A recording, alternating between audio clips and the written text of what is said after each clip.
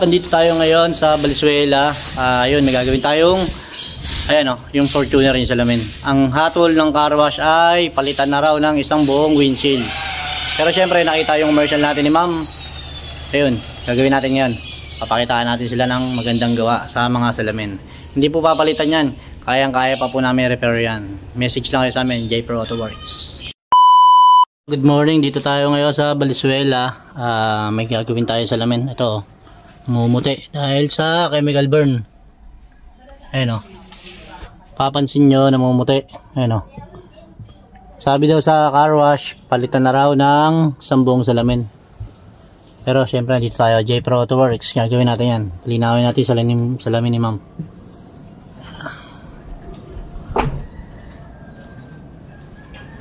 Ayun o, namumuti siya o. Hibla-hibla. Nagpahid siya ng acid rain remover ma'am, no? Pinahid niyo po.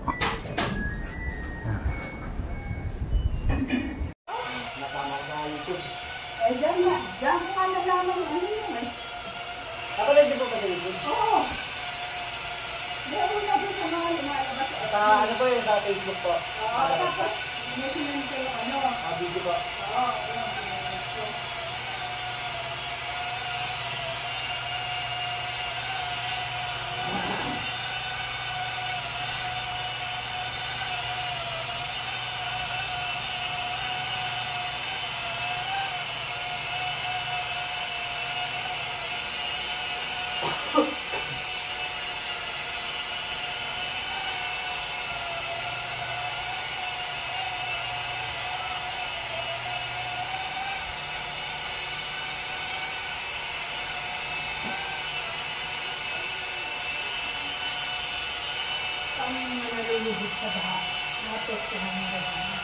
Hindi po, malubog po sa baka. Ang loob naman po maapektuhan yung loob po. Yung mga buwan, yung bakal po sa body. Pero yung labas nyo hindi naman po. Gumagawa rin po, malubog po. May physical, talaga kayo? Kaya po.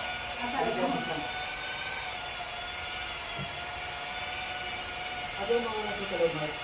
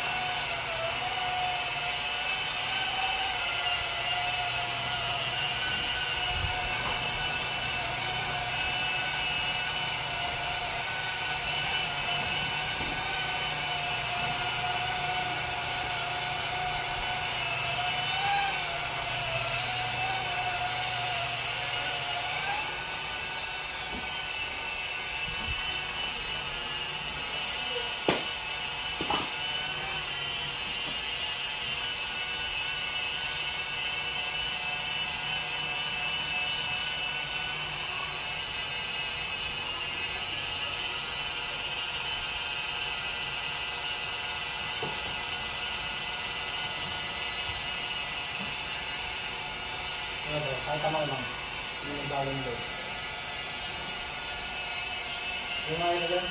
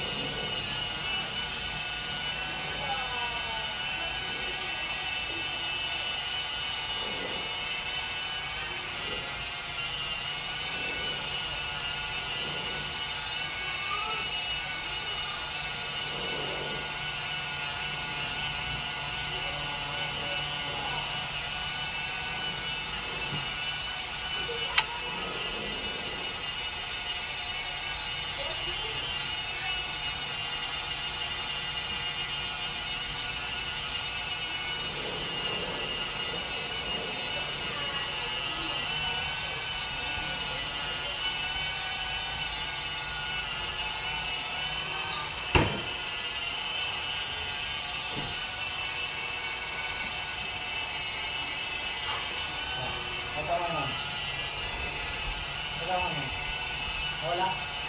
Ha? Wala na sa labay. Ito nga. Ha? Pero pakita mo naman yung tulog. So, silipin niyo po sa loob mo.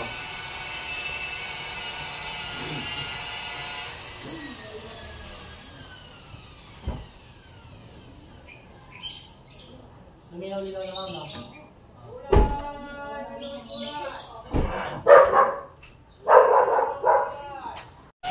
Ayan o, pinaalis na natin siya. Wala na yung mga guwit-guwit. Ayan o. Ito, malinaw na o. Ayan. Ayan. Yung part na to, malinaw na. Ito banda. Tapos ito, may mga guwit pa. Ayan o. Papansinin nyo sa video. Ayan o, blurred. Ito medyo mga okay na. Yung ginawa natin kanina. Punasan na lang natin.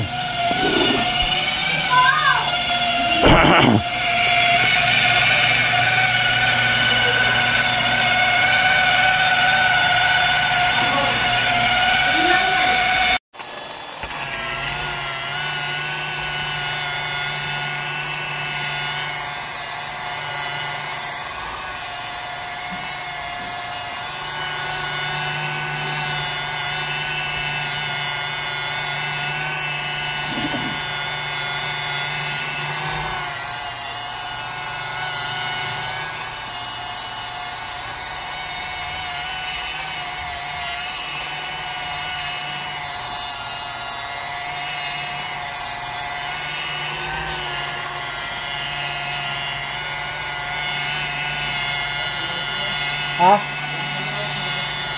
Meron sa loob? Ha?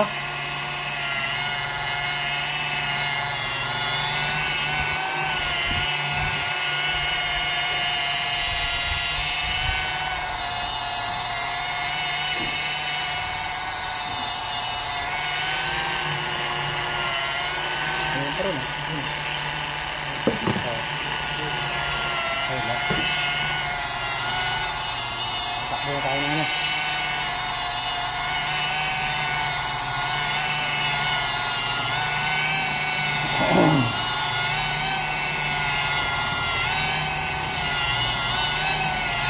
Oh, yung client natin, nag-DIY. DIY ng acid rain remover. At ayun, nasunog yung salamin.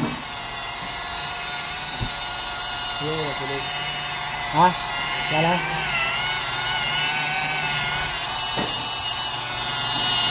At ang sabi, pinahiran para yung loob ng salamin. Yung pinakaloob. Pero sana hindi naapektuhan.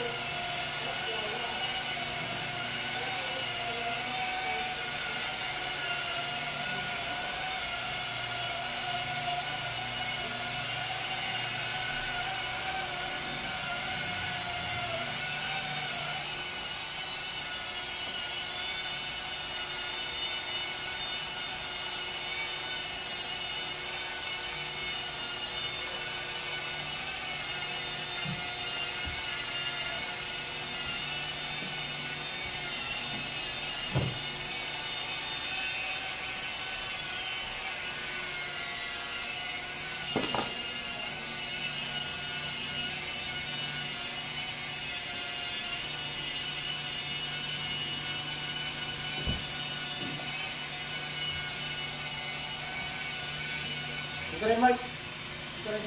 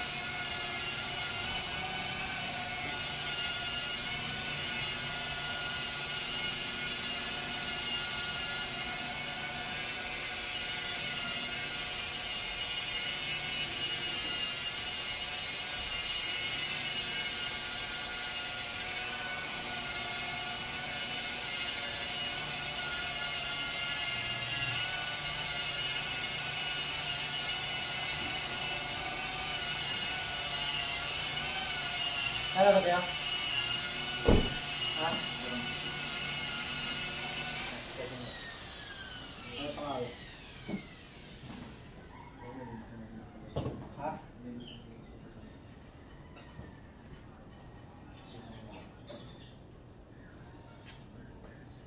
Nasa taas na po banda. Nakala sa number 5. Ayun na, nililinis na natin yung salamin ni Madam. Ayan. Wala na yung mga pamumuti, yung sunog dito at sa kabila. Wala na, yung malinaw na, nakikita na natin yung loob.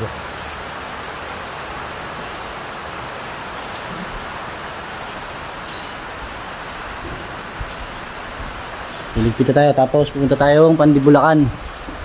After dito sa Valenzuela. Yun, titestingin natin yung salamin. Ma'am, bubuksan natin yung aircon, tapos tatry natin kung magmumoist pa yung loob, kasi yun yung nirereklamo ni Madam, yung pamumuti ng windshield nya. Tapos testingin natin. Yun, dito nga tayo sa Valenzuela, kasama natin si Madam. Madam, ano pong pangalan nyo? Helen. Helen po, Helen. Yun. Ma'am, ano pong naging problema nyo sa salamin po ng yung Fortuner po? Chemical burn. Yun po. Ano pong sabi sa shop po? Palitan na daw namin ng buo. Yun, wala na daw solusyon. Yun, papalitan na raw ng buo, wala na raw solusyon.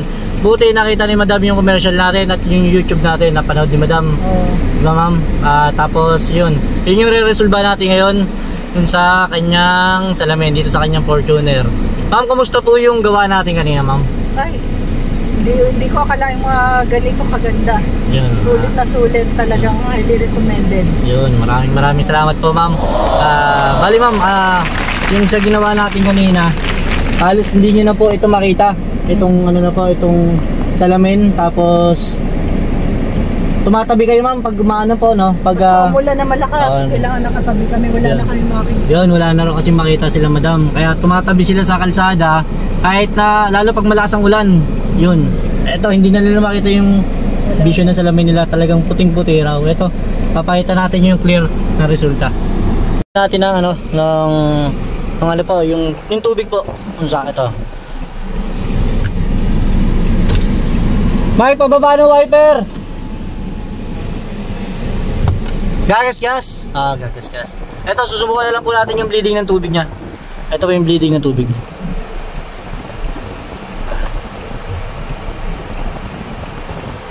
Ayan, tingnan natin. Papabuhusan natin tubig. Mike, pabuhusan tubig!